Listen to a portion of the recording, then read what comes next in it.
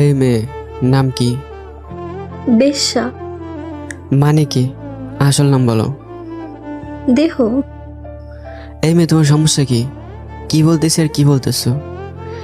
সত্যিই তো বললাম, জগতের সবাই বেশ্যা নামেই তো ডাকে, আপনিও তাই বলে ডাকতে পারেন। কোনো সমস্যা নেই, আমি কিছু মনে করব না। এইখানে কি কারণে আসছো? শরীর বেচতে আইছি, কিনবেন? আজকে আমারে নিয়ে নেন, তাতে আপনারও লাভ আর আমারও লাভ। লাভ? সারা রাত যা চাইবেন তাই দিমু।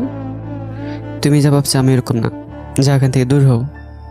স্যার লইয়া যান না, আজকে টাকার খুব দরকার। কি জন্যে? কালকে ছোট ভাইটার পরীক্ষা, এখনো টাকা দিতে পারি নাই। এসব ভণ্ডামি ছাড়ো। এই জন্যই তো কাউকে পার্সোনাল কথা না বলে ডাইরেক্ট কাম করার অফার দিই। এসব করে কেউ বিশ্বাসই করে না। যা এখান থেকে। স্যার কালকে 10টার আগে টাকা পাঠাইতে হবে। কত? 4,500। ওয়েট। বলেই অনেক ওয়ালেটটা বের করে 5,000 টাকা মেয়েটির হাতে দেওয়ার পরে স্যার কাম কোনখানে করবেন, গাড়িতে নাকি বাড়িতে? তোমার না বললাম আমি এমন না। জগতের সব পুরুষ এক স্যার, বলেন কোন জায়গায় করবেন? টাকার দরকার ছিল না, যাও এখন, মন মেজাজ এমনিতে খারাপ। স্যার এই শেফালি কারোর কাছ থেকে মাগনা টাকা নেয় না, কোন জায়গায় করবেন?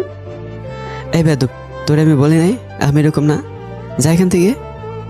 অনেক ধমক দেওয়াতে শেফালি হকচকিয়ে ওঠে। থাক তুই, আমি গেলাম। বলে অনেক গাড়ি ড্রাইভ করে বাড়ির উদ্দেশ্যে চলে যায়।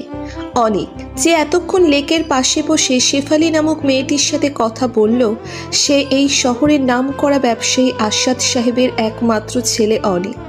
সবাই অনি নামে ডাকে। অনি বাসার সামনে গাড়ি পার্কিং করে রুমে ঢুকতে যাবে এমন সময় এতক্ষণ কোথায় ছিলি? এই তো বন্ধুদের সাথে। তোর মুখ থেকে এমন বাজে গন্ধ আসছে কেন? ও, এক্সপায়ারি নিতে মনে নাই। স্পেনিতে মনে নাই মানে? এই কুত্তার বাচ্চা, তুই এসব কি করতেছিস? তোর কি জন্ম দিছে এইসব দেখার জন্য? দূর, কানের কাছে জ্ঞান জ্ঞান করো না তো, ভাল লাগতেছে না। বলে পাশ কাটিয়ে অনি তার রুমে গিয়ে উপুর হয়ে শুয়ে পড়ে।